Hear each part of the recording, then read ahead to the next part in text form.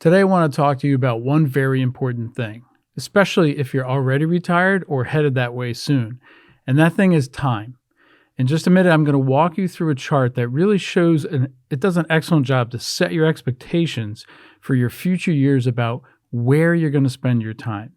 I mentioned this chart briefly in another video, but I want to dive in a little more deeply this time because it's so impactful. Again, this is all about framing out your expectations, which can really help to make life more enjoyable.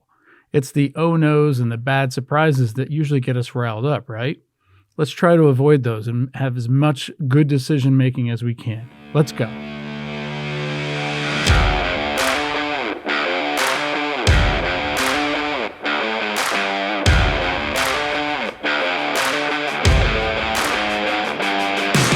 Okay, thanks for joining me, and let me first introduce myself for those of you who might not know me. My name is Bob Brown. I'm a certified financial planner, and I'm a proud founding partner at Stonehouse Investment Management. We have an amazing team here, and I'm super proud to work alongside each and every one of them every single day to try to add value for our clients by making their lives easier. Now, we all know the old saying, right? Time is money. And personally, I believe that a recipe for disappointment would be to have one without the other. Now think about it. If you had all the time in the world but no money, you'd be pretty limited in what you could do. And vice versa. If you had all the money that you ever wanted but you were out of time, well, you get the picture. Now, I know there are always exceptions, and without a doubt, some of you are going to send me a list of things that you can do that don't cost anything. I think those are great, so go ahead. Feel free to send them. But our role here at Stonehouse as advisors to our clients is trying to find ways where they can have both. So today we're going to focus on time. So I'm going to show you a chart that shows you likely where you'll be spending your valuable time as you continue through retirement and through the rest of your life.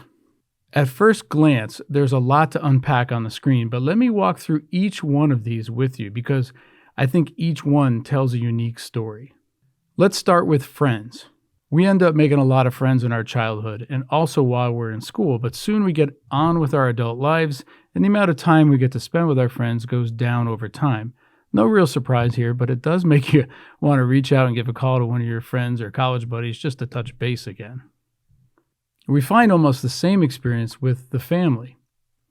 Let's face it, when we come into this world, we're surrounded by only family, but over time you see that number diminishes and really levels off when you're in your 30s. Again, no real surprise here, but one quick word of advice. If you're lucky enough to still have your parents in your life, give them a call. Or better yet, stop by for a visit or a cup of coffee. You won't regret it. If we focus on coworkers, it shouldn't surprise you to see that jump way up to a healthy 200 minutes per day in our mid-20s. And that continues for quite a few years, but look how it drops off as we get to retirement. You know, one of the most common things we hear our clients talk about is how they miss some of their coworkers. Don't get me wrong. You might not miss all your coworkers, but for the most part, a lot of our clients enjoyed working and building relationships with several folks that they knew for many decades. Many of them still stay in touch, but as you can see from this chart, the time they actually have to spend with each other really drops down substantially once they enter retirement. So keep that in mind. Now, back to the three remaining categories and the ones I think are the most eye-popping. Now, hold on to your chest for this one. Let's look at the time spent with children.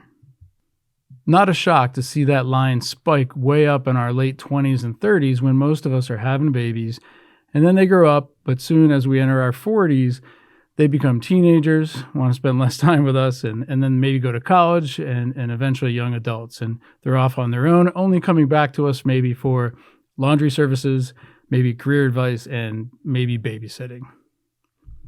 That one really tugs at your heart, doesn't it? As a parent of two great kids who are finishing up their time at college now, the reality that they need mom and dad less each year has kind of been a reality check, to say the least. It's really why they call us empty nesters, right? Now, I can speak from personal experience as well as what we see our clients going through. And I can tell you that as much as this might make your heart, sink a bit when you stare at that graph there, it also creates one heck of an opportunity. And now you might be saying, Bob, how could this possibly be finding an opportunity in here? Well, it's simple. Remember I said that this chart is a depiction of our time. So when you see all four lines that we just talked about, they drop as we get older, that means more free time has been created. So the real question that you need to think about going into retirement is what you'll fill that time up with. Look at those last two categories. We haven't even talked about these yet. Time with your partner and time alone. You can see the time with your partner has a nice bump upward as you move into retirement. And hopefully you're filling that time with quality things that you've both dreamt of doing for the first half of your lives. And if you're one of the lucky ones, then you get many years with each other, and that's pretty special. But I draw your attention to the very top line, as you can see that it towers over all the other lines. This is showing us that roughly from the age of 40, we begin spending more and more time with ourselves. And that's the only line on this chart that consistently goes up and up and up. Now I ask you this, how does that make you feel? Are you excited about that? Do you immediately start thinking of all the projects and challenges that you've been wanting to take on but haven't had your own personal time to spend on those things? Or does that chart scare the heck out of you?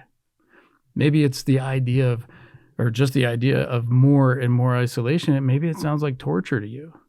There's not really a right or wrong answer here. It's about as personal and as honest as you can get with yourself. As a matter of fact, if there's one piece of advice I can give you in this area, it's for you to take the time to know yourself, know what makes you tick and what doesn't.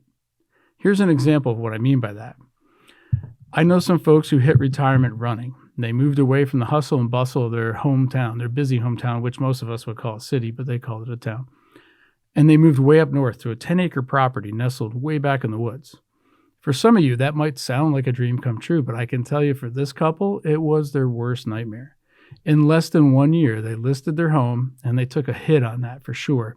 And when asked why, they told us, it's way too cold up here, and there's not a soul around. Yeah, that's a miss, right?